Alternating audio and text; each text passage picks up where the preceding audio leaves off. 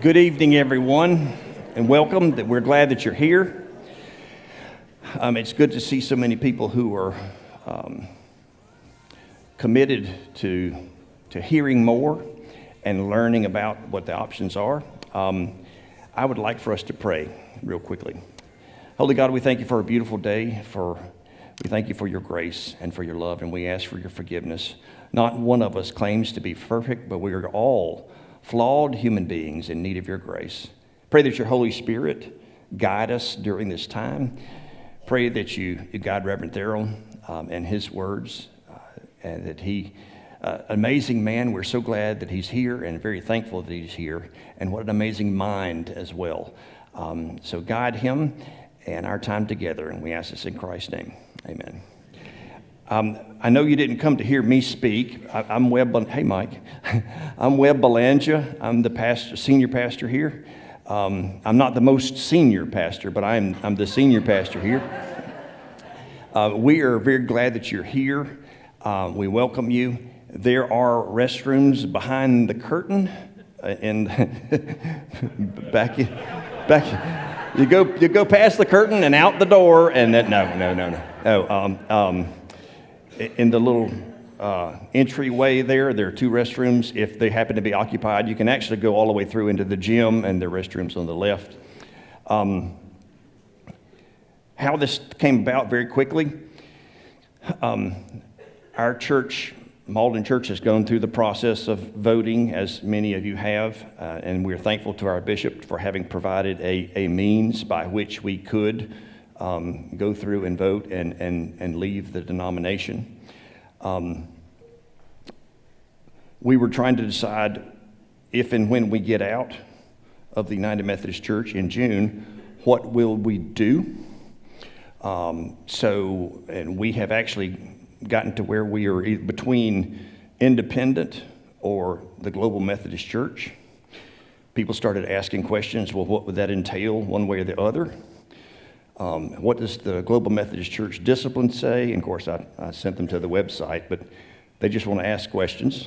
And so I said, well, how about if we were able to get the person who wrote the discipline to come and speak? And they were like, well, I guess that would be okay, you know. So, Jay, we're glad that you're here.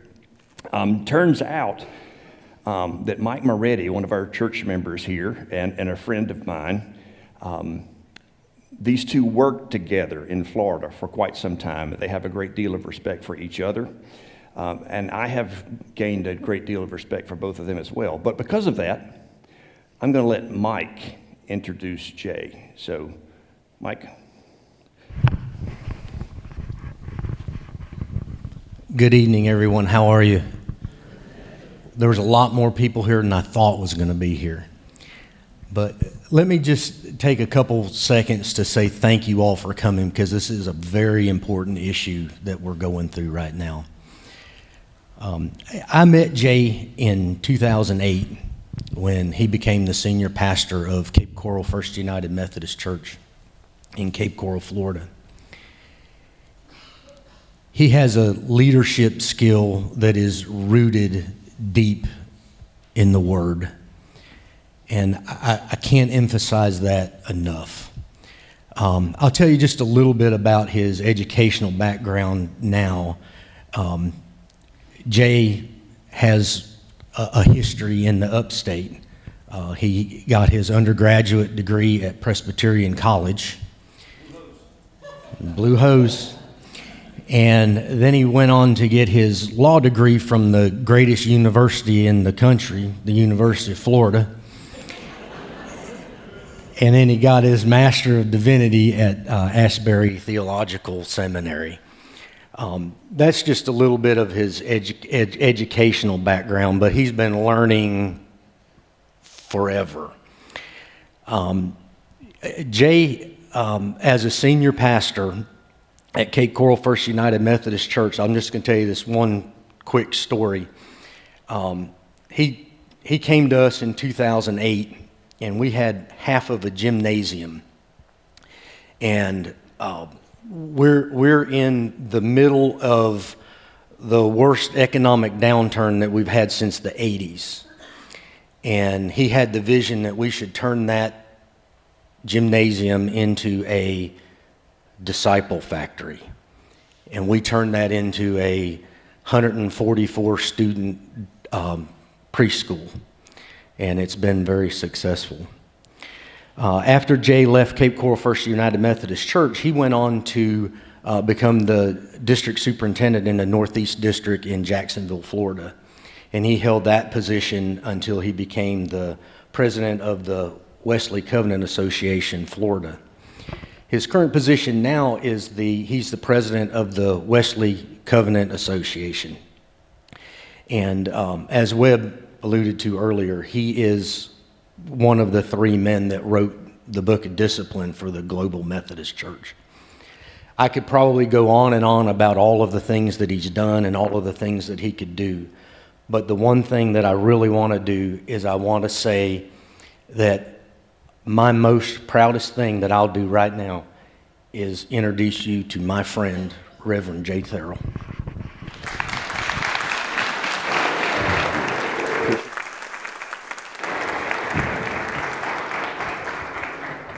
Well, good evening, friends. It is so good to see you all. Let me grab the remote. Thank you, Webb. Thank you for spending part of your evening with me tonight. I appreciate that. You're allowing a gator to come up here into the upstate. Mike and Jan Moretti are dear friends of ours. What Mike did not tell you, I'm going to add a little bit to the story. While we were at Cape Coral First together, our Director of Operations and Finance position became open, and I'm never one to shy away to ask bold questions, so I went to him and said, would you quit your job and come be our Director of Operations and Finance? And he said yes, he would do it. So we even served together on staff for a while, which was really cool. So it's good to be with them tonight and you. The upstate is kind of a second home for me. So my mom and dad are both from the Greenville-Spartanburg area. My mom graduated from Parker High School, and my dad graduated from Spartanburg High School. And I'm a third-generation Blue Hose, so my father and my grandfather both went to PC. So South Carolina has been my stomping ground since I was born. This is where we came to be with family every year, multiple times a year. So it feels like a second home to me when I get to be here. My mom's the oldest of five, and she's the only one of the five that does not live in Greenville-Spartanburg. So all my aunts and uncles are here, tons of cousins, including in Mauldin as well. So it's just good to be with y'all. Just a couple housekeeping sorts of things. My email address is up there, so you are welcome to ask me any question you want to tonight. Nothing will bother me, I promise. But if you get up tomorrow and you say, oh, I wish I would have asked X, just email me. I'll be more than happy to try to answer your question. Do the best that I can. Yeah, and Pastor Webb was saying questions will be at the end. But again, you can ask me anything you want to. Feel free to take pictures of slides. If that's something that helps you, please do that. If you want a copy of the PowerPoint presentation, email me. I'll be happy to email it to you afterwards, if that would help as well. I always say this when I share this particular presentation. Friends, I am a traditionalist or theological conservative or whatever you want to call it, and I'm proud of that, and I don't apologize for it. You may not be. That's okay. I love you anyway. We can disagree without being disagreeable. It really is possible. I know our culture kind of seems that we've forgotten how to do that, but it really is possible. I'm the father of a teenager. I assure you it happens every day. We really can disagree without being disagreeable. So I will not shy away and proudly share all that I have to share tonight. If you don't agree with it, it's okay. We can still get along just fine. No worries about that whatsoever. Let me share just one other thing that the leaders of the Global Methodist Church in South Carolina would like for you to know. If you are a church or a pastor that is thinking you will want to align with the Global Methodist Church, they want to connect with you. So their website is GMC of SC. You can remember that. That's pretty easy to remember. GMCofSC.org. So you can go there. You can sign up to get on their email list so that you can get their e-blasts.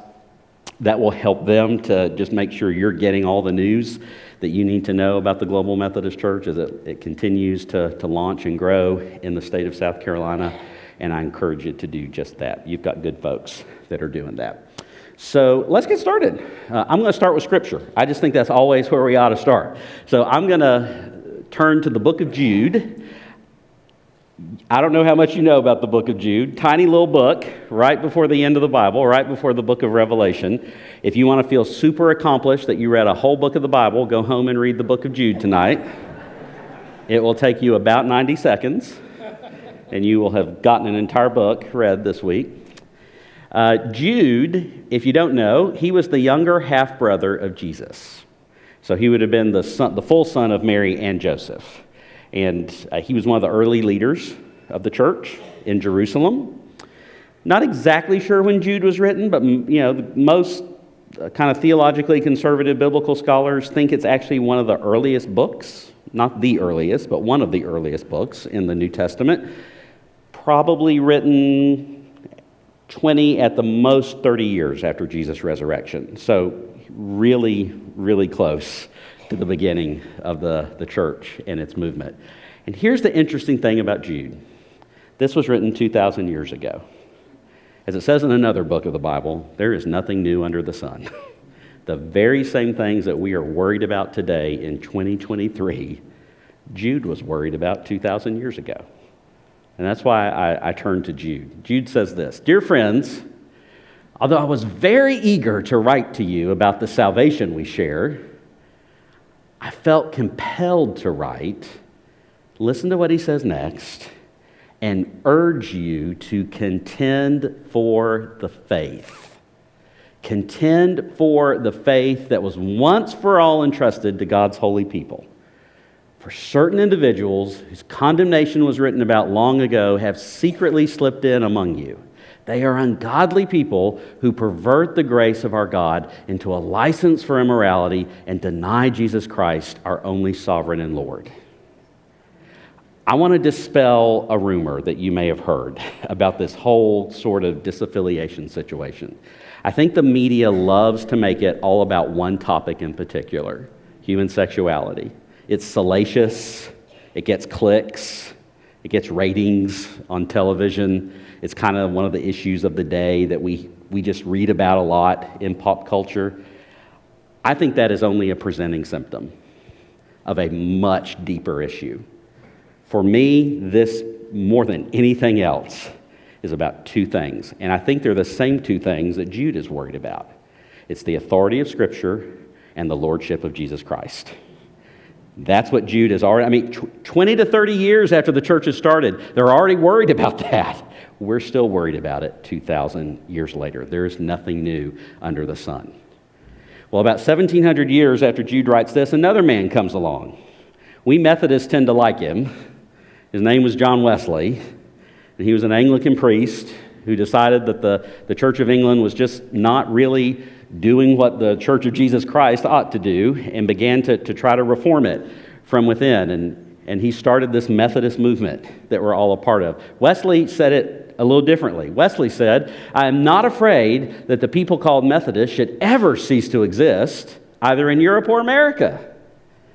But I am afraid lest they should only exist as a dead sect, having the form of religion without the power.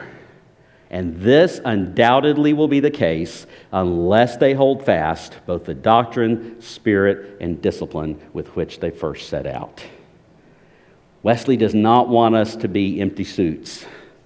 He doesn't want us to say we're a church, but not boldly and proudly proclaim the lordship of Jesus Christ and the authority of Scripture, and that the gospel that has is amazingly good news for every single one of us that call Jesus Lord. It saves us. He wants to make sure we get that news to a world that's dying to hear it, literally. And so he was worried about it 1,700 years ago. Nothing's new under the sun. 300 years later, we're still worried about it in 2023.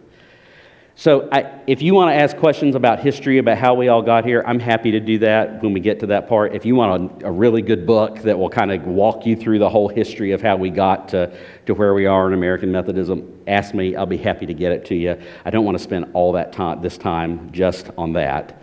But I do want to say that it's these concerns that we Orthodox, kind of theologically conservative Methodists have had, that finally in this whole process, we decided that, you know what, we need to launch a new movement. And by the way, that's happened in Methodism repeatedly, over and over and over again. Actually, Wesley wasn't dead 20 years before it happened. The primitive Methodists in England got launched because they thought the Methodist Church in England had already had the form of religion without the power. We have the Methodist Episcopal Church, the Methodist Episcopal Church South, the Methodist Protestant Church, the Methodist Church, the United Methodist Church. We have a whole AME, the CME, the AME Zion, the Nazarenes, the Free Methodists. This is not unusual in Methodism. So I want to cast the vision of why it is that we think this new global Methodist church is necessary. So this is what it's all about. Friends, we want to be a church that is alive, and that holds very clearly that Jesus is Lord over every single thing, and that the Holy Spirit has to be the engine that drives every single ministry that we do. I'm going to take just one moment to say this is a good chance, if your church is disaffiliating and then joining the Global Methodist Church, take this opportunity to say, do we have any ministries at our church that the Holy Spirit is not the engine behind? Maybe it's time, even if it's a sacred cow, to let that go and ask, where is the Holy Spirit at work in our community, and how do we get behind what the Holy Spirit is doing where we live? I think that's biblical, and I think it's what Wesley would want us to do. Friends, we want to be a church that believes in scriptural authority, is very clear about our doctrine, crystal clear about our mission and aligned around it, and will hold people accountable to it, not because we're mean, but because we're missional. And when we don't hold people accountable to doctrine and scripture, we vary away from the mission. We lose it. We have the form of power without the religion, and we don't make disciples. And that's what we're called to do.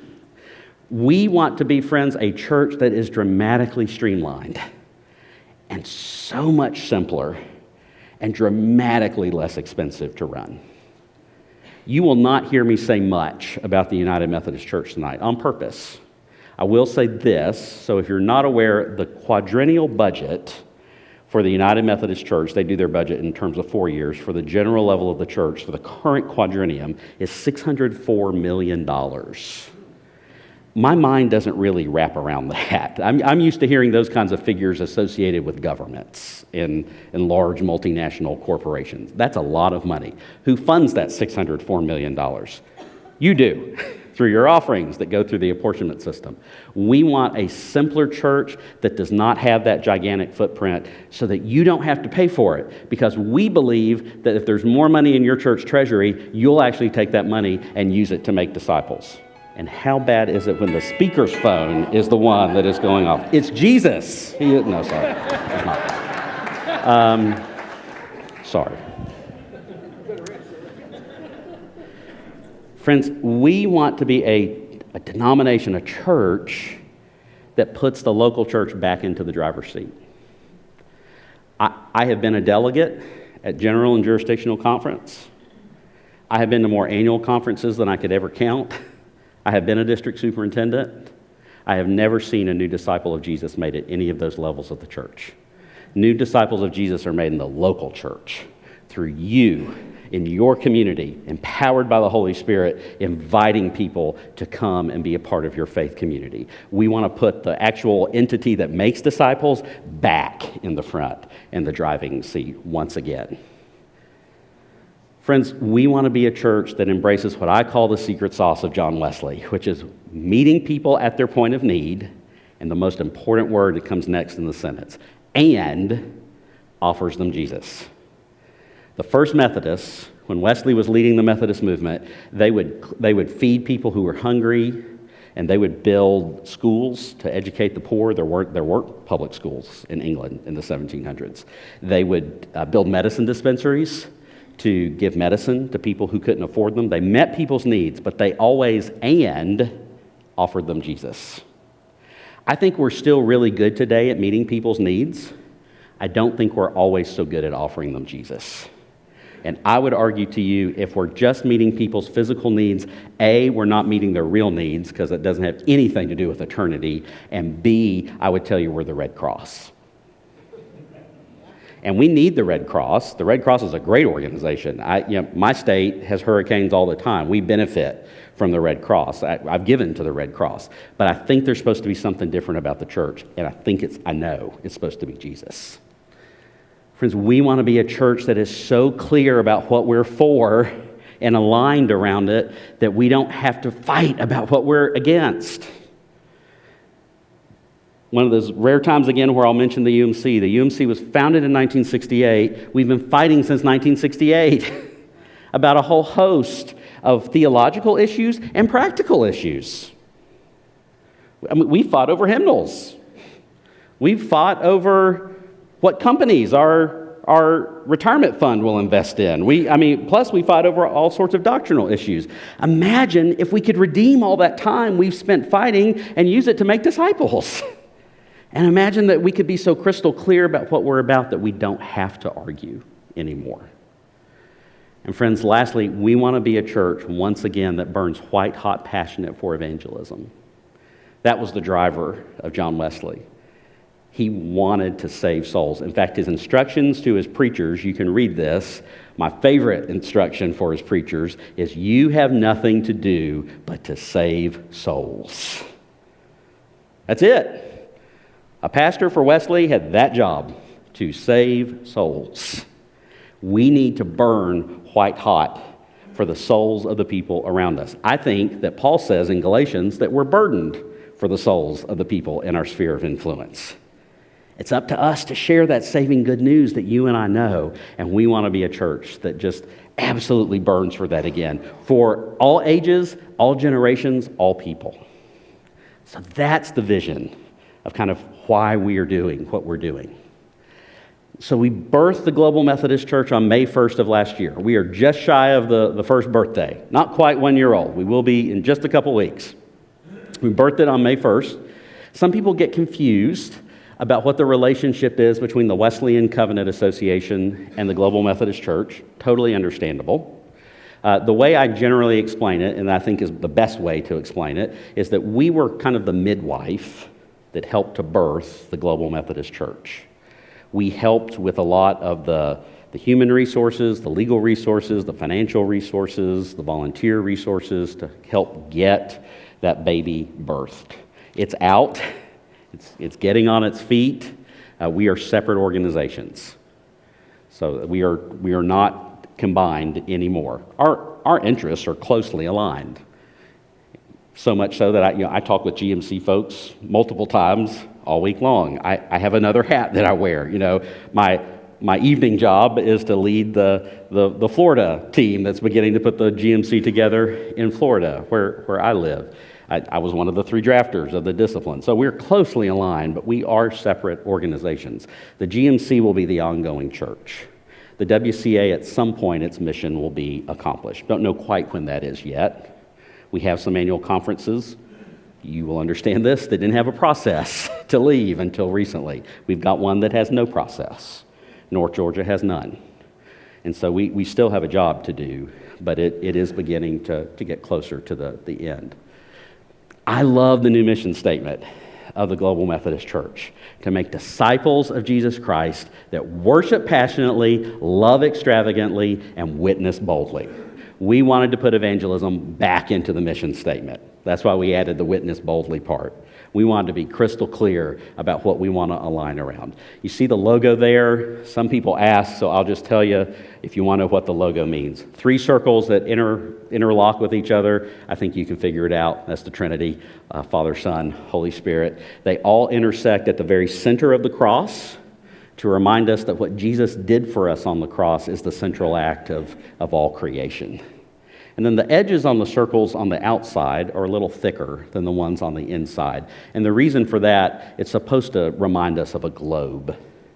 And that Wesley famously told his Methodists over and over again, the world is my parish. The world is my parish. And we are called to be a global church that goes out everywhere. And friends, I am humbly proud to say that today, the Global Methodist Church has 1,750 churches, not even 1 year old yet.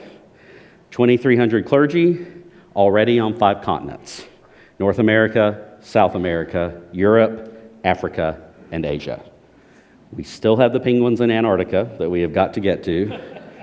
And the Aussies, we've got to get down under to get them. But we are already, we may now be the second largest Wesleyan denomination. I'd need to see the totals. We're very close to being second. We're certainly third, if not. But we're larger now than the Presbyterian Church in America, in less than a year. So, I mean, it has been a very rapid growth, which is very exciting to see. So the Global Methodist Church, friends, you do not have to worry about the doctrine.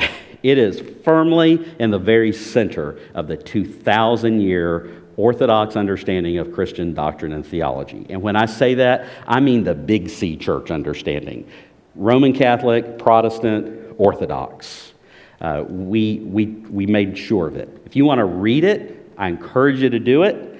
Go to globalmethodist.org. The entire book of Doctrines and Discipline is there, so you can read all of it there. You can, if you want to download it, you can download a PDF of it. I don't know if you want to print it. It's about 105 pages, but it's a lot of ink, but you could if you want to. There's a great FAQ section, lots of questions you have that are there, but if you want to read it, it's right there.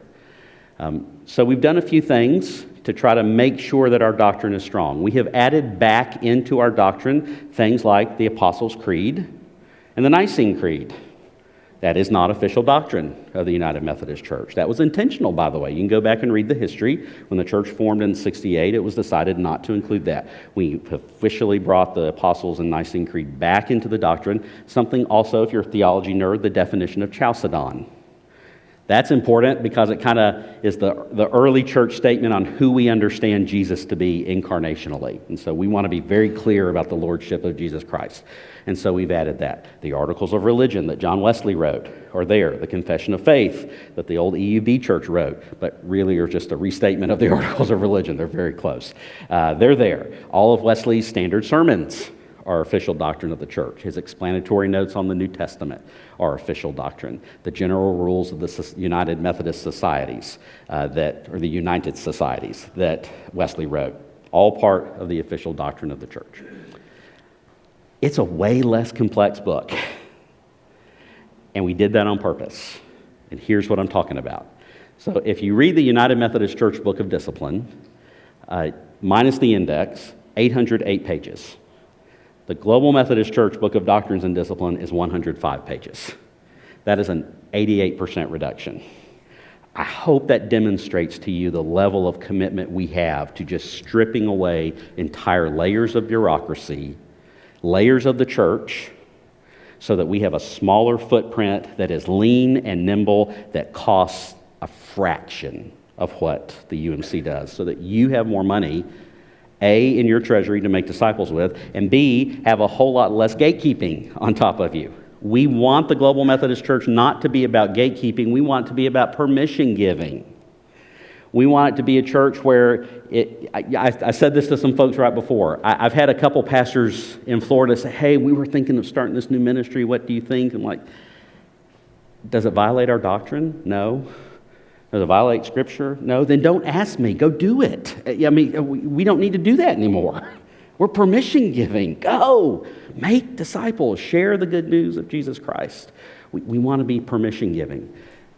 We know, friends, that accountability, even though the book has decreased, we know accountability needs to increase. So we've done that many ways. One of them is by term limiting bishops. One of the problems that I think many people would say is that we have had in the past bishops that are elected for life, and so they get this lifetime warranty on the office. Not in the Global Methodist Church. We are term limited. So that term limit needs to be set. I can tell you what the kind of conventional wisdom is. The conventional wisdom is maybe 2 6-year terms. We'll see. The First General Conference will decide that. But after your term of office is over, you go back to the local church and you serve a local church again. Here's another reason why that's important. When you're a bishop, but eventually you're not going to be one anymore and you're going to be back in the local church, that means you have to live with the decisions that you've made. You're going to be impacted by them. We want that. That's a good thing. That's a really good thing, that you will one day have to live under the decisions that you helped to make. That's a good check on power. And so that's another reason why we've done that. If a bishop were, when they finished their term, if they were old enough, they could retire. But friends, retired bishops do not sit on the Council of Bishops. They have no vote. The only perk that a former bishop gets is they can call themselves Bishop Emeritus. Big deal. That is it. Accountability is being increased at all levels of the church. So the ordination process is so much simpler, but the accountability piece of it is so much greater. I actually personally am really glad I don't have to go through it again. At the deacon level, you now have to take an exam, a written exam on doctrine, history, polity, all those sorts of things. When you go for elders' orders, you have to take a second one, an advanced exam on doctrine and theology. I'm really glad I don't have to do that. I remember when I was at Asbury, I don't know if they still do this or not, but when I was at Asbury, after your first year, you had to take a Bible competency exam. I think at that time it was 40 questions, and it was just a verse. And you had to know book and chapter. They didn't ask you the verse, but they wanted to know book and chapter for 40 of them. And you had the whole Bible, and you had to know. I'm really glad, I don't have to do that. But we've added that in there. We've added accountability for churches. So we have a new provision. So if your church is teaching doctrine that is contrary to the orthodox understanding of doctrine in our Book of Doctrines and Discipline, after being appropriately warned, your local church can be disaffiliated. So that we can say, nope, you clearly don't want to be a part of us. You're not subscribing to the doctrine you promised that you would. That's fine. You're just not going to be a part of us. And here's the good news. There's no trust clause. So you're not taking their property. They'll leave with their property. But you can say, no, we're not going to allow this bad doctrine to be taught in your sermons, or we're not going to allow this bad action that's not biblical to occur anymore. Bishops will no longer hold bishops accountable.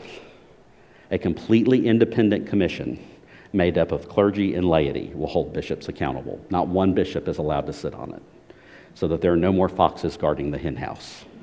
So we've added that as well. Apportionments are dramatically less. We don't call them apportionments. We have a joke in Florida. I would have to put $1 in a jar because I just said apportionments. We call it connectional funding. I don't know that it matters, but connectional funding is much less. So we know what institutions like to do. Institutions tend to get bigger. They creep. They get a little bigger this year, and then a little bigger this year, and a little bigger this year, and before you know it, it's gotten really big, and who has to pay for it? You do. So we've capped it. So the general church can never request connectional funding higher than 1.5% of your operating income. Operating income's defined. If you want to go read it, it's in the 400s. It's basically what comes in through the offering plate. Currently set at 1%. Your annual conference can never request more than 5% of your operating income. I do not know of a provisional conference that has gone that high. The highest I've seen is 3%. Generally, not always, but generally in the United Methodist Church, apportionments tend to be somewhere around 10% of your income. Not always, but for most churches, that's true. So imagine the dramatic decrease that your church will owe in connectional funding, and how much more money you'll have to make disciples at your church. And I've already mentioned this, friends, no trust clause. Never again. Your property will belong to your church. You will be the stewards over it to carry out with it whatever you have discerned that God is leading you to do. I mean, it's all His property. He owns the cattle on 1,000 hills, but it's yours to steward without a denomination ever again telling you what to do with it. And if you ever choose, if there's a day where you discern that it's time to leave the Global Methodist Church, 90 days, a simple majority vote, you're out. No trust clause. No one will take your property. There are no pension liabilities. There are no extra years of connectional funding to pay.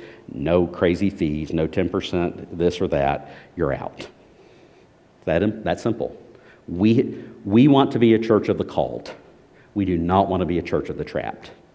We want to have churches in our denomination that burn white hot for making disciples of Jesus Christ, that worship passionately and love extravagantly and witness boldly. For our clergy, We've simplified that. I don't know how much you know about the old clergy system. There's just lots of layers of it. There's, student local pastors and part-time local pastors and full-time local pastors and associate members and provisional elders and provisional deacons and full elders and full deacons. And no, we don't have any of that. We have deacons and elders.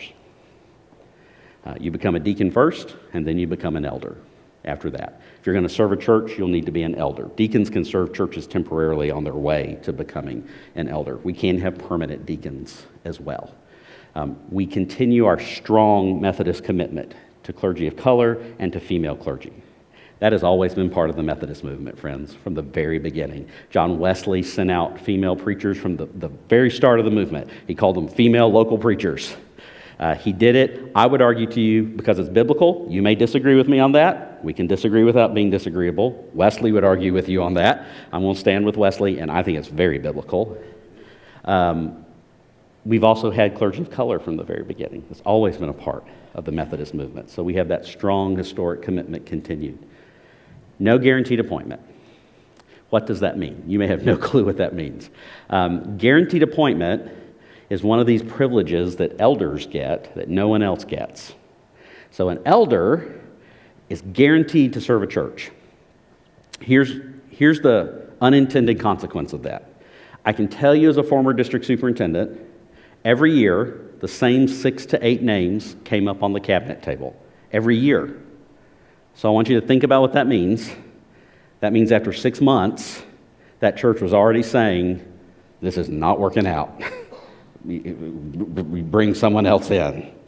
The same names, 6 or 8 of them every year, but they were elders, and we were guaranteed a church, so we had to send them somewhere else.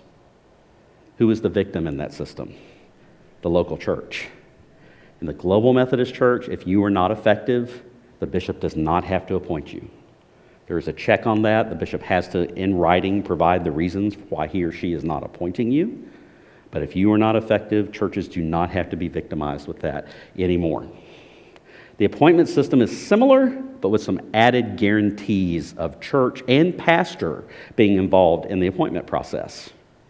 So in the Global Methodist Church, first of all, pastors are not appointed year by year. Pastors are appointed indefinitely. So you no longer have to go through this every late spring, will he come back? Will she come back? Or are they appointed somewhere else? That's just, it's not conducive to long-term health of a church. We want to create longer-term pastorates. It creates greater stability at the church, which creates a better foundation for growth. And so pastors are considered appointed indefinitely. Can they be moved? Sure, they can. The pastor can discern at some point that they feel God's calling them to move somewhere else. The church could discern that it's time for a new pastoral leadership at that church. So it's not that moves don't happen. They do happen, but it's not an automatic thing that happens every single year. And when there is a pastoral move, the bishop will appoint or project someone to you, and then it's happening in a couple different ways in different conferences, so we'll have to kind of see what the predominant way is. But here's the gist of it. The gist is the church and the pastor get a time to know each other. No more of this, don't call the pastor till Announcement Sunday. They don't exist. Or telling the pastor, that church doesn't exist till Announcement Sunday. Don't go there. Which, as soon as the pastor was told what church they're going to, did they wait for Announcement Sunday? Of course not. They got in the car right then and there and drove immediately to where they and did the official sneak visit. And of course, all the laity pulled out their smartphones, Googled the name of the pastor, went to the website of the church they're currently serving, and started listening to sermons while stalking them on social media. So we're getting rid of all that. Getting rid of all that. You all the pastors, when I said the official sneak visit, went. And all the ladies are like, yeah, it happened. It did. And it's dumb. No more of that. Pastor and church, here you go. Y'all get to know each other. And you let us know if there's a missional reason why this is not a good fit. If there's a missional reason is not that you are a Florida State Seminole. It is very close. Very close. Oh, no, someone's doing the tomahawk chop. No. All right, I'm coming over here. Just... stretching a little bit. So if there's a missional reason, the bishop will send someone else. Now, I don't think the bishop's going to give you 10 bites at the apple. But if there's a legitimate missional reason, they'll send someone else. The church has so much more input. By the way, the pastor gets that input too. That's the way it should be. So they both get that input. And we guarantee that churches and clergy that come in together will stay together. So you don't have to worry about losing your pastor. You know you're going to get to keep your pastor.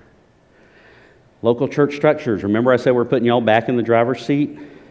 We're not going to tell you how to govern yourselves. If you love having a church council and staff parish and finance and trustees and nominating committee, keep them. We don't care. If you like that, keep it. But if the default, friends, is one leadership team. So you decide. Because you know what it looks like to make disciples in your community. So you know how you need to structure yourselves so that you can actually effectively carry out the mission that you've been given. We're going to let adults be adults. Y'all figure that out. We trust you to do that. We have continued to use WestPath for our benefits. So clergy retirement it's not a problem. Seamlessly occurs. We're actually using WestPath for our health insurance as well. I believe in South Carolina you all use WestPath and HealthFlex already. So no difference.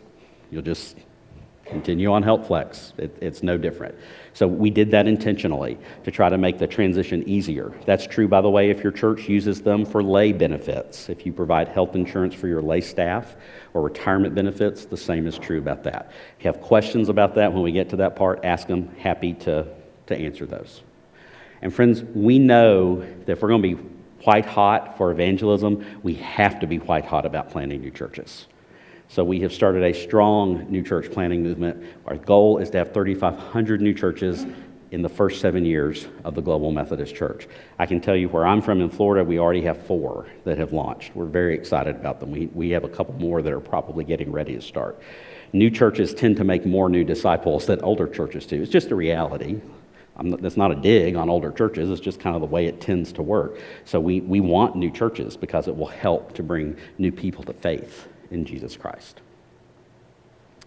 So friends, in kind of the summary of why I think and hope you will join the Global Methodist Church, for me, friends, it's about contending for the faith, making sure that we have an orthodox doctrine that is very firmly in the center of the 2,000-year understanding of orthodox theology. A fresh start where we don't have to fight anymore because we're aligned missionally. And we can use that time to make disciples, a leaner and simpler church where the top-down stuff is over as much as possible and the local church is put back in the driver's seat because that's where disciples are made, with an ordination process that is so much simpler but with a dramatically increased accountability. Accountability for everybody, not just the pastors, but for churches and certainly for bishops, with less bureaucracy, with a whole lot less connectional funding, with local churches being able to own their property and no one ever telling them what to do with it again, you all getting to decide how you're going to govern yourselves to make sure your mission is effective in your community, and with you having so much more input than you have ever had on pastoral appointments before. But the bottom line for me, friends, is this: contend for the faith. We think this new denomination is poised to be so much more effective in sharing the saving good news of Jesus Christ that you and I know, and to help make the realities of heaven to become the realities of earth. That is what this is all about. A couple of, let me go here, websites if you want to go to. Remember I told you globalmethodist.org. That is a place that has a whole lot of answers to a lot of your questions. You remember the website for South Carolina GMC? What was it? Can you say it out loud? That was pretty easy. What was it? You got it. gmcofsc.org. Yes, very good. Wesleyan Covenant's website, our social media. You can go there as well. Lots of good things to find resources for. All right, Pastor Webb, you want to take over here? We are going to take questions now. If you're watching online via stream, I think we're going to put on your screen a phone number that you can text questions to. We will receive those. And if you guys have questions, you can come to the microphones and just kind of line up at the microphone. Be nice. Be nice. If you're extremely bashful, I suppose you could text your question. Okay. I will say this, if you don't mind, put it up too. I will say this, be nice. Okay? If we receive a question that is derogatory towards the United Methodist Church, we're not going to voice that question. Okay? So let's everybody play pretty, and if you have any questions, come on. They will know we are Christians by our love. So we can ask, we can disagree without being disagreeable, right? What questions might you have? Okay, the only question I have to begin with is, you said a lot of different things about the levels, the bishops, the elders, the deacons. I didn't see anything or hear anything about district superintendents. Okay, so we don't call them district superintendents. We call them presiding elders. We kind of go back to the historic name that Methodists have used over the centuries.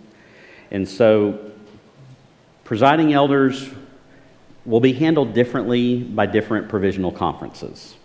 Some will choose most likely to have full-time presiding elders. Some will choose to have presiding elders that serve churches. And so you're going to see both models. So we're going to let the annual conference figure that out because they know what's most effective in their area. And quite honestly, I could imagine it even being a mixture of that within an annual conference. You might have an annual conference that has 3 presiding elders and maybe 2 are also serving churches and 1's full-time. I could easily see that happening. I can tell you initially, as provisional conferences are forming, most are going with presiding elders that serve churches because it's less expensive. And they're trying to keep that footprint as small as possible. But as the church continues to grow and connectional funding hopefully grows some, even though it's still minimal, I think you'll see some switch to full-time presiding elders. It gets hard. I mean, having been a district superintendent, I can tell you, I know some who have served both a church and superintended, and someone generally feels cheated. The church feels cheated because they don't get their pastors full-time, or the churches in the district feel cheated because they don't get their DSs full-time. So it gets hard. It's doable, but you're going to see a mixture. Very quickly, if you're online, the number that we put up the first time, it was not the right number. Oh! So Are they ordering a pizza if they call that number? Guy in the upstate who's like, what in the world is going on? But this is the right number now. Our apologies. Someone's phone is blowing up with questions. What is the Global Methodist Church believe? And he or she is saying, what in the world? Yes. Yes, sir. Pastor's retirement. Okay. We had West Path, and then we generally write a monthly check to the South Carolina Conference, which is substantially more at our church than the West Path payment. So can you elaborate a little bit about that, about how we're going to take care of the pastors as far as retirement and Sure. insurance? Yep. And that kind of thing. Be happy to. So the health insurance will be the same because y'all are already using Health Flex with WestPath. So that will be no different. Be exactly the same as what you have now. The retirement plan is different. It just so happens I chaired the team that helped create the retirement system, so I can speak about that fairly knowledgeably. What I'm about to say, some of you are going to go, there's no way. I promise you, this is true. Your church will pay less, but your pastor's benefit will be more. We designed that system very carefully. It is a defined contribution system, so there will never be any unfunded pension liabilities. We did that on purpose. So the way it works is your church will pay 5% of the salary plus housing of the pastor. And then the church will also pay a dollar-for-dollar match of up to an additional 5%. Of course, that's contingent on what the pastor decides to contribute herself or himself. So if they don't contribute anything extra, you'll just pay 5%. If they do the full match, you'll pay 10%. You're probably paying somewhere between 12 and 15% now. The pastor doesn't see all that because some of it goes into the defined benefit component of the clergy retirement security plan. Your pastor will see all of that under the covenant retirement plan. So if the pastor does the full match, that'll be 15% of their salary in housing coming in. You'll pay 10, they'll pay 5. So it's a bigger benefit than they're receiving now. It's less costly to the church than what you're paying now. Does that answer your question? I think so. So if we write, I'll repeat the question so we get it. we certainly write the check to the South Carolina Conference. At that time, we'll write the check to the global. Retirement will be, you'll be billed from Westpath. So we have a benefits officer in the Global Methodist Church. His name's Rick Van Giesen, great guy. Rick will send you a bill, and then you'll pay it. And if your church wishes to have a retirement plan for your lay staff, you can do that. Westpath begged us, could we have a menu of 3 options? Because on the UMC right now, local churches that choose to provide retirement benefits, the church is the individual plan sponsor, they have over 2,000 plans. And you can imagine the extra costs that are involved with that when you have all these different plans that different churches have put in place. So we have 3 choices that you can choose for your lay staff. It dramatically reduces the administrative costs for that as well. You go here and then there. Okay, from the text, could you clarify the structure of the local church? I thought trustees and SPRC are needed. I thought, say the last part again. I thought trustees and SPRC are needed. I thought trustees or SPRC are needed. So if you want to have trustees and a staff parish relations committee and a finance committee and nominations, you can keep them. We're going to let you decide. And there are paragraphs in there for those committees if you want to keep that structure. But if you decide you want to go to a different structure, that's up to you. And we will allow you to do that. So, I mean, here's what some churches have done. If the person who's asking the question wants an example, what some churches choose to do is they'll have one leadership team. Let's say maybe 12 people. And they'll say, here's the leadership team of 12. These 3 will be a sub-team that kind of focuses on money. These 3 will focus on property issues. These 3 will focus on human resources and staffing issues. But, I mean, that's one way. There are other ways to do it. That's not the only way. But that's what some churches have chosen to do. But if you want to keep the old system, keep it. If that works for you, by all means, keep it. Yes? Yeah, my question has to do with connectional funding. Okay. We all know that currently under the UMC, there are some churches who don't pay their apportionments, and they have sometimes very valid reasons for doing that. I understand that connectional funding will be drastically lower, but sometimes there are situations where a church feels they can't pay it. They just have things happen. If something like that were to happen, what's the process that the general church will go through to deal with the local church on how to reconcile that? So it's a little hard to answer that question because Okay. it's hypothetical. Right. Here's a scenario that I could imagine. So the Book of Doctrines and Discipline is clear that churches are supposed to pay their connectional funding. That's just part of being connectional. I won't say every. There are seasons of life in a church where finances are not as good as others. So when Mike and I were together, we were in Cape Coral, Florida, which, other than Las Vegas, was the #1 location for home foreclosures in the Great Recession. 34% of all homes in Cape Coral, Florida were in foreclosure in 2008. So every third church on your block was in foreclosure. The church that we served together, there was a 2-year period where we just could not afford to pay all of our apportionments. So what did we do then? I could envision this happening in the Global Methodist Church too. I think this is the responsible thing to do. We wrote our bishop, said, hey, Bishop Whitaker, we're not able to pay all of our apportionments this year. Here's a 2-year plan to get back to 100%. So we're going to pay, I think it was 50% and we're going to get to 75%, and then 2 years from now we'll get back to 100. It's hard for me to imagine a provisional conference that would not work with a church that was willing to be transparent and proactive in that sort of thing. Now, if a church is not transparent and not proactive and just doesn't pay them and doesn't say why, I could imagine at some point a bishop's going to have a conversation with church leaders. And that paragraph where we could disaffiliate a church could be used.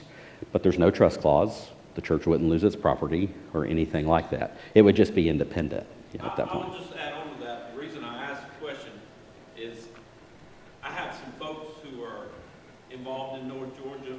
Yep. There's been lots of stuff. Yeah. Oh my. Yeah. One of the things they said was that the GMC is going to put liens against people's property. Ah, okay. And Thank you for so asking that. I'm just going to be honest. Yeah, thank you for asking that. So the question had to do is the GMC going to put a lien on your property? So let me talk about that a little bit. There was a provision in the original Book of Doctrines and Discipline that stated that there would be a lien placed on a church's property for the amount of unfunded pension liabilities. That is not true anymore. The reason that originally was there was because we had the protocol in place. And when we had the protocol allowed for all of the retirement accounts from withdrawing UMC clergy to actually transfer over to the Global Methodist Church. That is no longer the case because we don't have the protocol. So the Global Methodist Church under the protocol would have inherited millions, tens of millions of unfunded pension liabilities. And so the lien originally was talked about to help offset. So if a church left without paying its pension liabilities, the general church would not be on the hook and could still pay retirees their benefits. When the protocol collapsed, that was no longer an option, and that got deleted. It's gone. Great question. Yes? I've got actually two or three. Okay, go for it. Sorry. Is health insurance required if your spouse, my spouse is Okay. about to retire as a state employee, and I will not need health Okay. insurance. So let's Will there still be a funding, like in South Carolina currently, my church has to still pay Right. the fee, which is around $11,000 or $12,000 a year. So health insurance is mandatory for all clergy in the Global Methodist Church with 4 exceptions. If you get insurance through your spouse's employer, you do not have to purchase health insurance. Okay. If you are bivocational and you get insurance through your other employer, you do not have to be paid health insurance.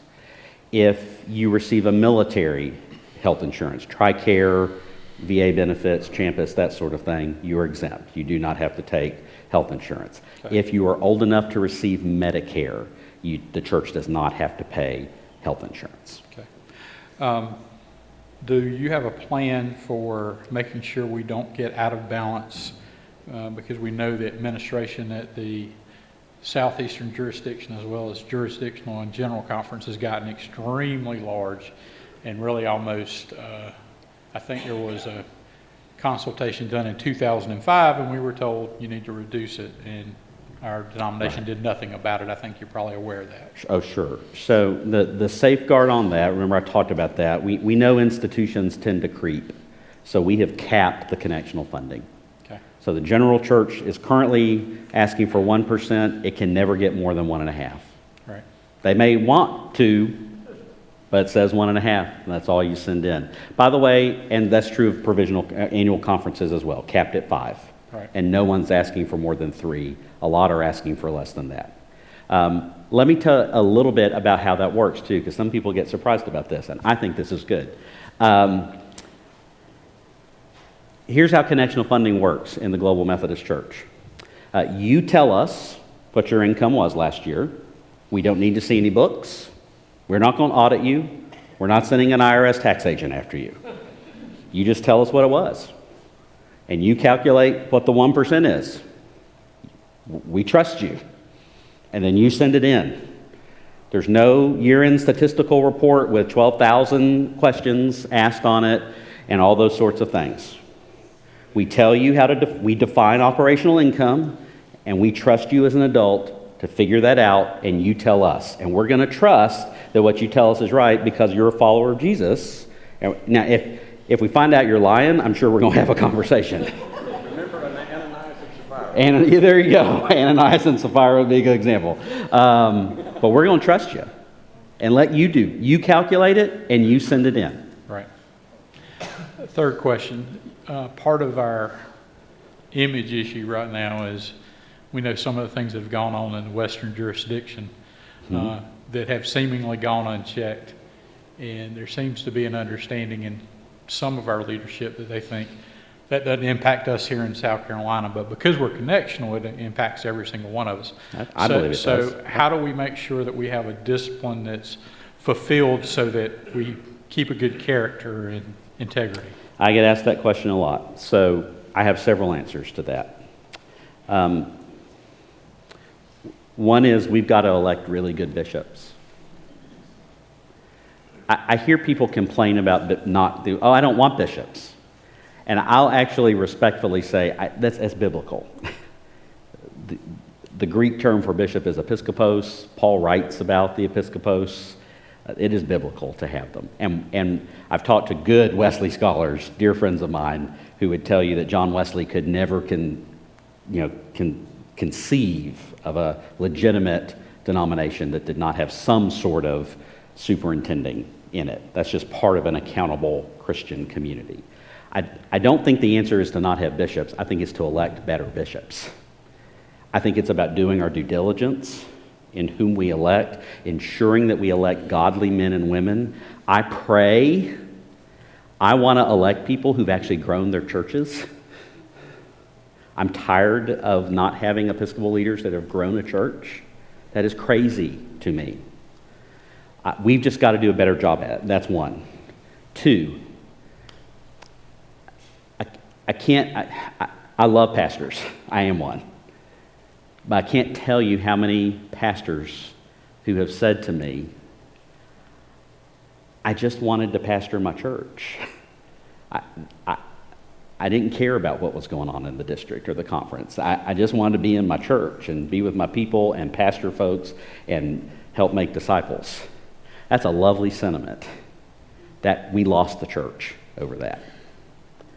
We have got to have, I know serving on a committee in a district or a conference is not everyone's favorite thing to do. I don't know anyone that wakes up in the morning and goes, ooh, I get to go to a finance committee meeting today. Yes. There's probably a couple of you who don't send me a letter. Most people don't. But we've got to have some of those. Even if you don't like it, we've got to have godly leaders who don't just focus on the local church and then we lose the rest of the connection. We have got to get better about that. And I pray we will learn that lesson from what has happened. And if we don't, we will pay a price eventually. I have 4. All right. Your summary of positives for the GMC lists things like less bureaucracy, less apportionments, and greater autonomy, all of which would be even greater if we decided to become independent. It's also my understanding that the GMC would not seek to establish things like mission organizations, universities, or camp. So what benefit or enrichment would we receive by way of our potential affiliation and subsequent, I can't say that word. Subsequent? There you go. Apportionments to the GMC Sure. that we wouldn't receive in greater proportion by being independent. So they're kind of two different questions. I guess they're related. I hope I give an answer that answers their question. So let's do the first one. Methodists are connectional.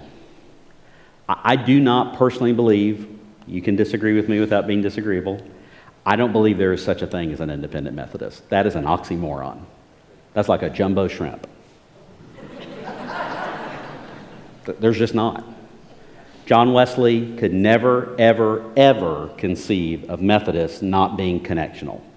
So for there to be an independent Methodist is not within his framework. Methodists are connected, so that's the benefit. The benefit is we are connected, we are held accountable, we have people who will appoint your pastor to you and help you find a pastor.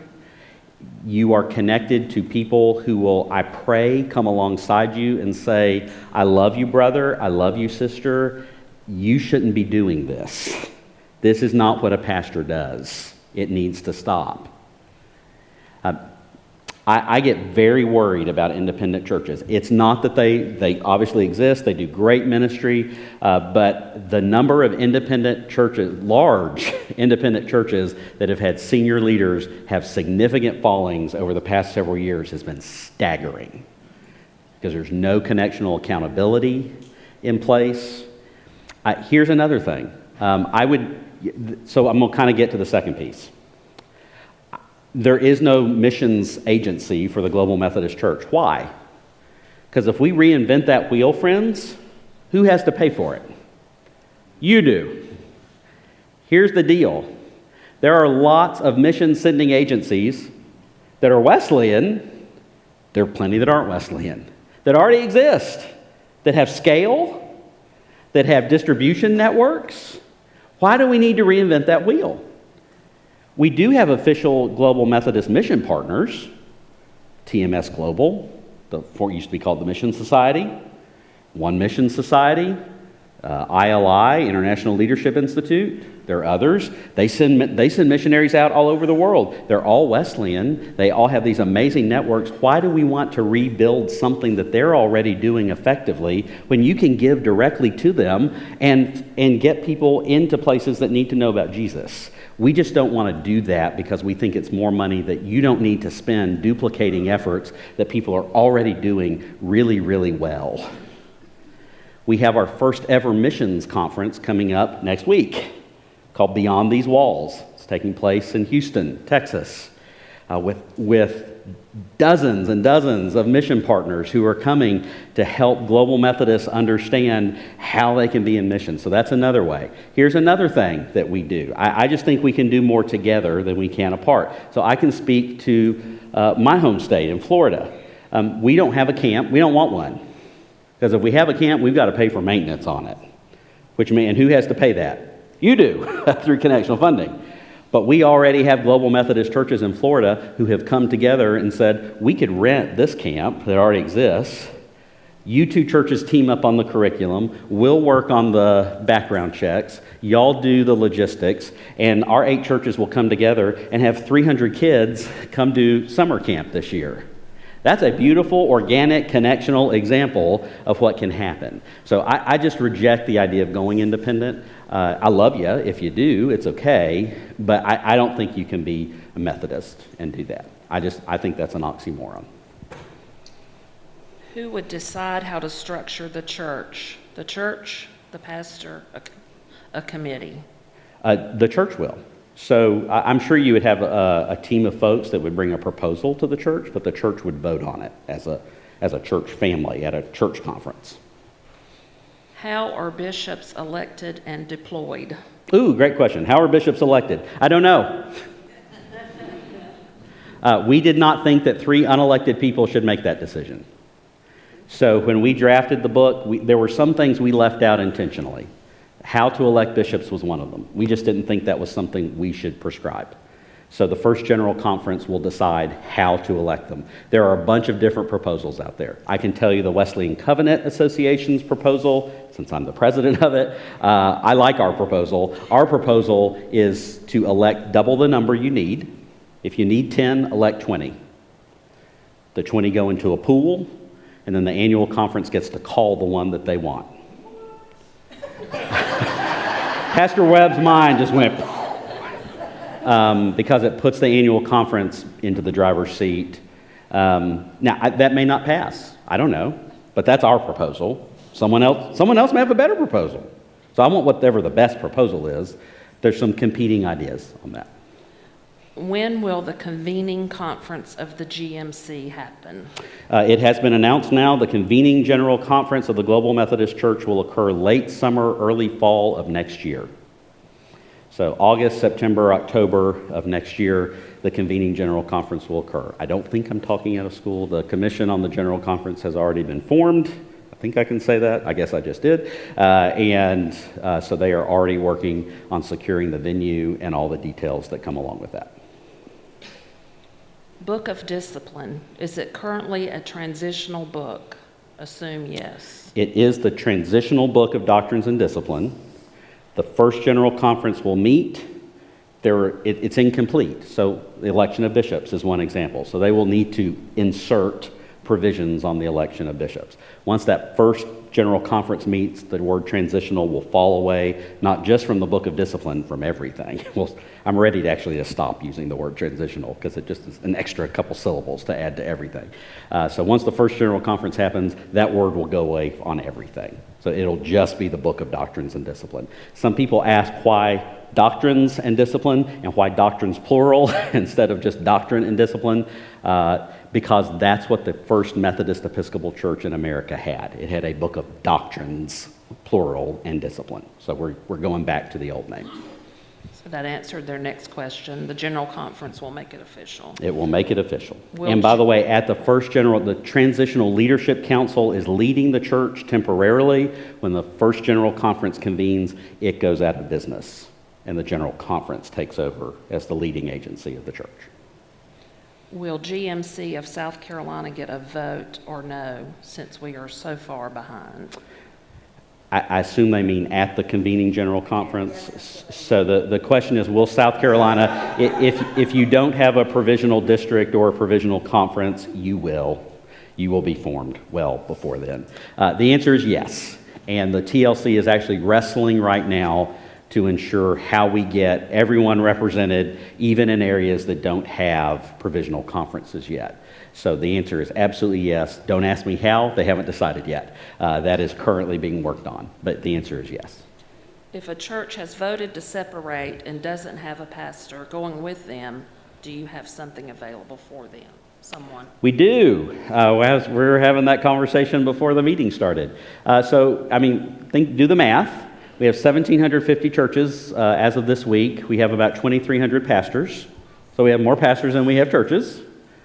They may not all be in South Carolina. They're not in Florida, I can tell you that. But here's the really good thing. We have made it so easy for pastors to serve across annual conference lines. None of the old mess. It's a crazy kind of system if you want to be appointed to another annual conference in the UMC. I can tell you as a district superintendent, it's just hard. We did away with all that. So if you're a pastor in Tennessee and you get, the South Carolina folks say, hey, we'd really like Pastor Susie to come be our pastor. Pastor Susie says yes. The church says yes. Pastor Susie can come from Tennessee and it's no problem. So. I'm concerned a little bit about the ministry of the laity. Okay. The Book of Doctrines and Discipline lumps lay speakers and lay servants and certified lay ministers Yes. under one whole category. It does. That's right. I'm one of 2, maybe 3 certified lay ministers in South Carolina that are currently serving church as a senior pastor. What will become of me? Okay. I can answer that. And I'm not on a course to become a deacon or an elder or even a local pastor. So I can answer that. I'm going to get into the weeds, and I may bore some of you, so forgive me. The United Methodist Church has multiple categories of kind of advanced laity who have done some sort of study. There's lay speakers and lay servants and advanced lay servants and advanced lay speakers and home missioners and deaconesses and certified lay ministers. Remember, we are trying to make everything more simple. So we did intentionally make all of those categories one, certified lay minister. And there is a curriculum and all those sorts of things that's being worked on for that. What you have to understand, and this may be one of those areas, forgive me, where we have to disagree, but that be disagreeable. When the category of certified lay minister was created, it was never intended to be an appointable office. It later became one. The Book of Discipline, the United Methodist Church, allowed CLMs to be appointed, but that was never the original intention. So here's what we have done in the Global Methodist Church. So if you are serving a church currently, you can continue to serve that church. You have 3 years to work towards becoming a deacon. And you no longer have to have an MDiv. You don't have to have a Master of Arts degree. You can do the course of study. It's 10 classes.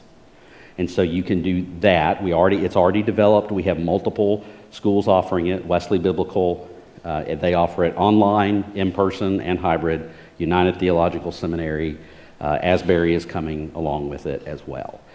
So you can serve in that capacity for 3 years before you would need to. I don't want to bore these folks with specifics of my situation, but I'm retired. I'm considered 1/4 time. There is no course offered by any seminary that would be affordable to someone like me on retirement and a minimum salary. How would you, 3 years from now I'm gone?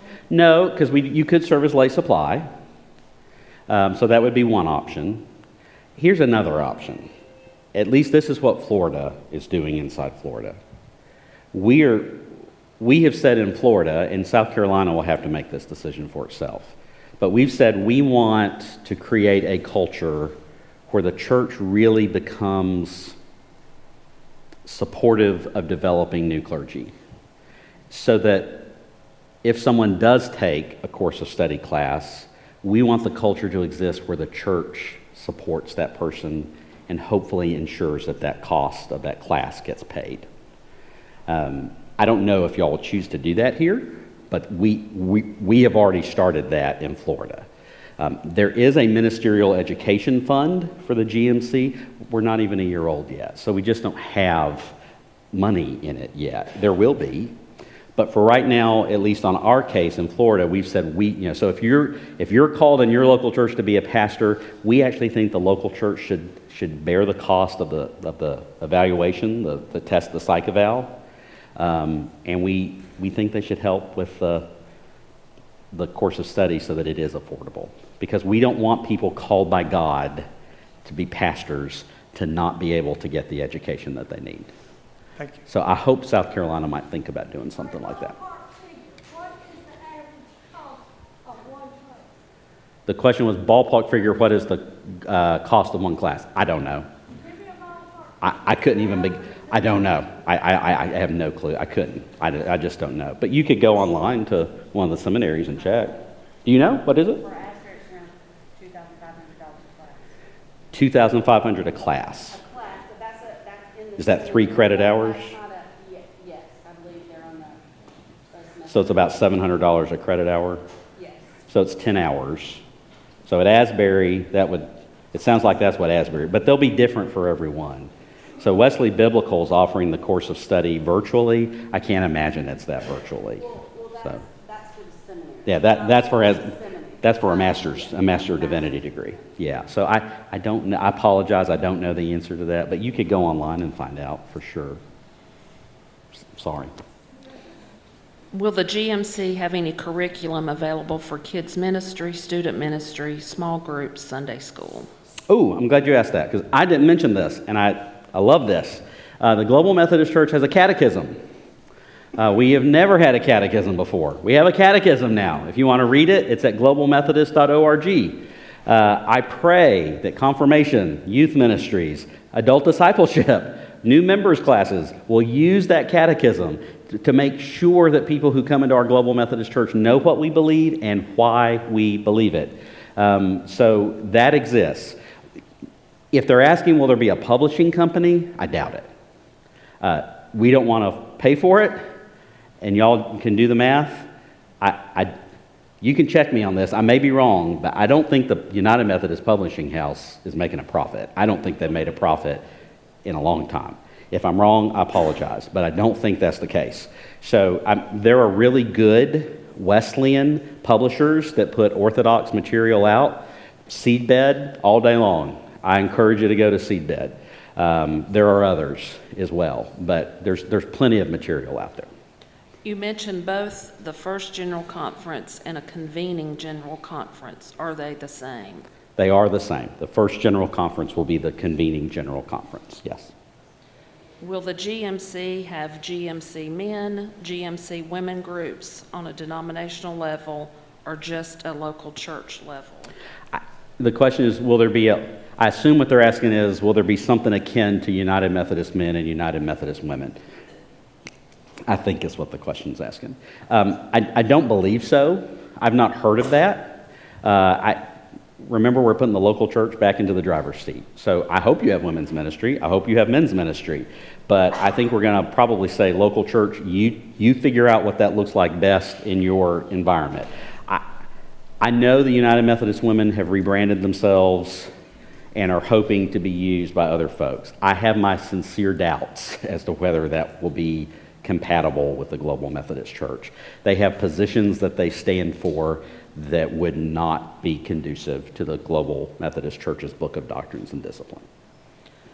How do we know things/wording won't be changed during first conference?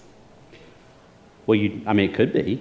The general conference gets to decide. So if a majority of the delegates vote to make a change, they could. I can't promise that. So no general conference is bound by the general conference that came before it. They can always make a change, so that's possible. But here's the good news. If they do and you don't like it, 90 days and a simple majority vote, you're out.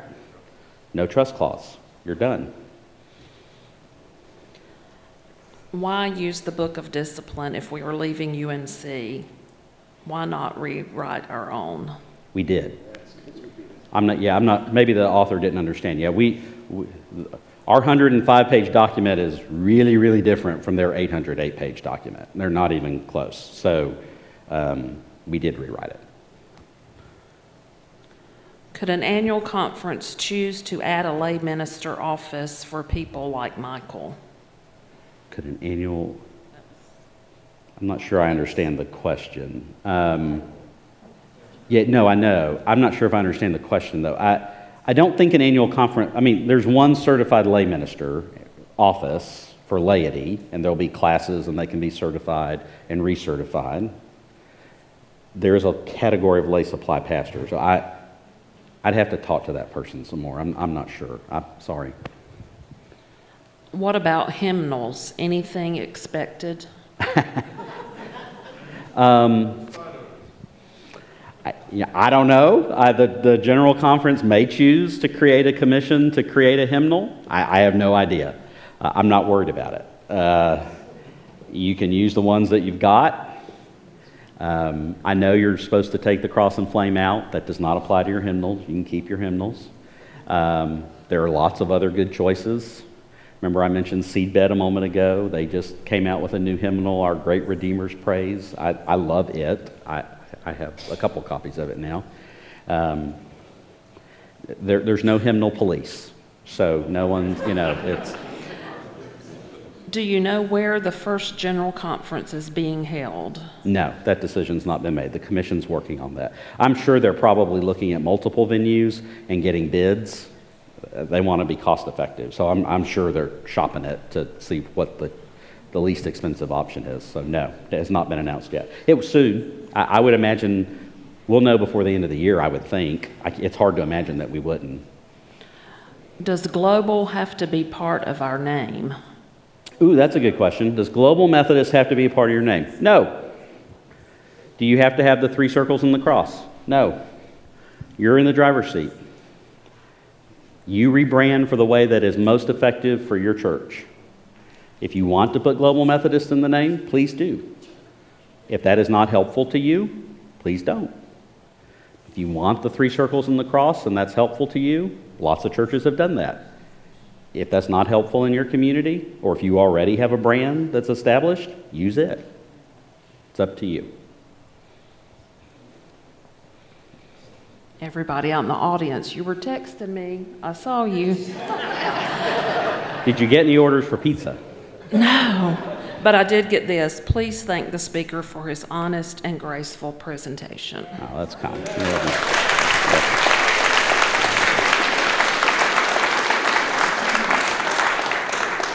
You mentioned the general conference in the fall of '24. But as far as I know, we don't have a provisional South Carolina Global Methodist Conference.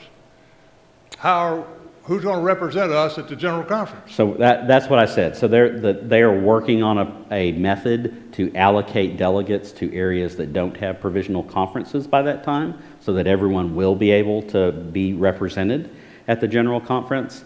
Now, I will go out on a limb and risk not getting some of y'all mad at me. I can't imagine y'all won't be a conference by then, but I think you will. So I don't think it's going to be an issue at all. But even if you weren't, you would have a method to be able to have delegates. Does the annual conference decide how to district its own churches? Or?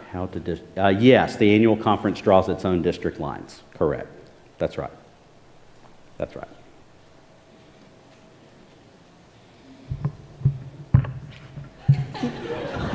What happens to ministry, what happens to individuals currently taking lay speaker classes that haven't completed them? And what additional classes will they have to take under Global? So you'll transfer in as a certified lay minister. And then there is so eventually you will need to recertify, and that curriculum's being worked on. But you'll come in as a certified lay minister. So if you're already a lay speaker or an advanced lay speaker or servant, you'll come in as a certified lay minister. And if you want to read the paragraph, it is 402, I believe. But what happens if you haven't been now totally finished with all of the lay speaker? You mean if you're not classes? A certified lay speaker? Well, Correct. if you're not one, then you won't be a certified. I mean, you'd have to be one to transfer in as one. So. But the courses that You're already not been going to lose credit. No. Folks, we're going to be gracious. No. There's no one's going to go, oh, you didn't get that one class. You're at, we're going to be gracious. I know your South Carolina provisional district, eventually provisional, y'all going to be gracious. So I don't even have to think about that. I know that's going to be true. Second question related to accountability and small group class meetings. Oh, yeah. How often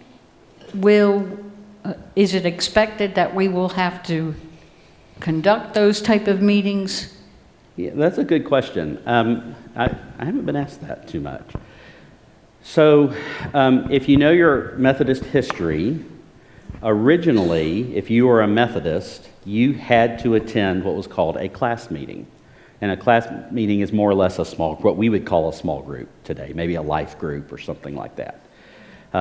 Around the mid-1800s, the Book of Discipline was changed so that was no longer a requirement for membership. So a couple people have asked, will we go back to that idea in the Global Methodist Church? I think that's something the first and maybe second General Conference are going to have to wrestle with. So I don't know that answer is knowable yet. It certainly is in line with who we are as Wesleyans. So I could see it happening, but I don't know that anyone knows just yet. I would personally, which matters none, but I'd personally not be opposed to it. But Thank you. yeah. More texted questions. Woo! All right. What's the GMC's plan for Wesley Foundations and campus ministry? Ooh, that's a good question. So Wesley Foundations Campus Ministries will really kind of be different from conference to conference. So there's some provisional conferences whose Wesley Foundations are choosing to move into the Global Methodist Church with them. And if that's the case, it will obviously continue to function. If not, here's what I would imagine taking place. What I imagine taking place is the provisional conference will say, how do we want to do ministry to college students? And there's just lots of ways to do that. I mean, having something like a Wesley Foundation is an option. It's an expensive option.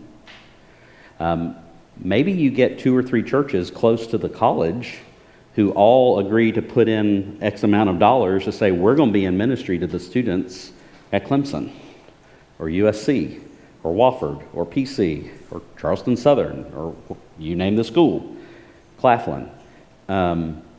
I could see that being a way to do it as well. So I think you'll see some creativity there, and I think it will depend from conference to conference. Can you talk about full-time local pastor and church transfer together? Okay.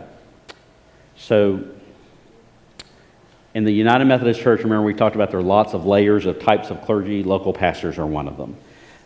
Local pastors are the unsung heroes of the United Methodist Church. We have more of them than elders and deacons. If we did not have them, the denomination would come to a screeching halt. They don't get the same pay. They don't get the same voting rights. They don't get the same benefits or privileges. They are mistreated as second-class clergy. It is wrong. We don't have any of that. No second-class clergy in the Global Methodist Church. So local pastors will come into the Global Methodist Church depending upon how much of their course of study they have finished. If they have completed their course of study, they should come in as an elder.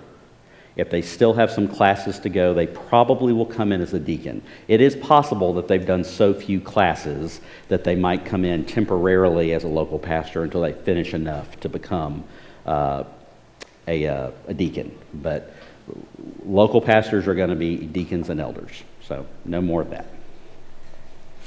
I just wanted to say that if you are here and you would like to speak to some of the local GMC people, there's a couple of people, clergy and lay people that have already involved in the GMC of South Carolina, and they'll be up on the stage if you want to come speak to anybody. And I'd also like to say again, and if we could put it on the screen, whoever the Mauldin people are, website is gmcofsc.org. Yep. If we could get that up there. And I'd also like to tell everybody to please go to the Facebook page, which is also gmcofsc.org. So the South Carolina people are trying to get started, and there's just some people working on it, but because nothing's really happened officially until July 1st with our December 19th discernment plan, some of the clergy have not really come out real publicly yet, but it's starting at a trickle. It's time, friends. So, and if you're not aware of this, just know you can, as your closure process is working, you can parallel to that be working on your affiliation process. So your church can go ahead, if you know you're going before the annual conference this June, and if you wish, you can have a church family meeting, vote to join the Global Methodist Church. There's a digital application. You can do that now and just make it pending your closure date in South Carolina so that there's a seamless sort of transition. Pastors could begin to do that as well. One benefit of doing that, I know some churches want to have a kind of a fallow period. I get it. If that's your church, that you decide. But one of the benefits of not doing that and kind of going right in is your pastors and or lay staff have no break in their retirement coverage. So it goes right in, and your pastor would stop receiving retirement benefits under the UMC umbrella on June 30th. At midnight, they would start accruing them on the GMC side of the West Path, the very next moment. So that's not, is that the only reason why you should do it? Absolutely not. But it is a benefit to go ahead and doing that. I'd like to know if we're going to be definitely policies and procedures, first of all, to hold bishops accountable for their actions, and also will there be policies and procedures to remove bishops who do not obey the discipline? Answer is yes to both, and encourage you to go to part 8 or 9, I don't have it in front of me, of the Book of Doctrines and Discipline. So yes, there is a whole structure in place for that, and as I said to you earlier, one of the new pieces for bishops is there is a completely independent commission that will hold them accountable. No bishop is allowed to serve on it. Only laity and clergy. So no more bishops holding bishops accountable. It's laity and clergy holding bishops accountable. I think that Last you have one. been amazing, and we are grateful. I'd like to stop. Yeah, let's go.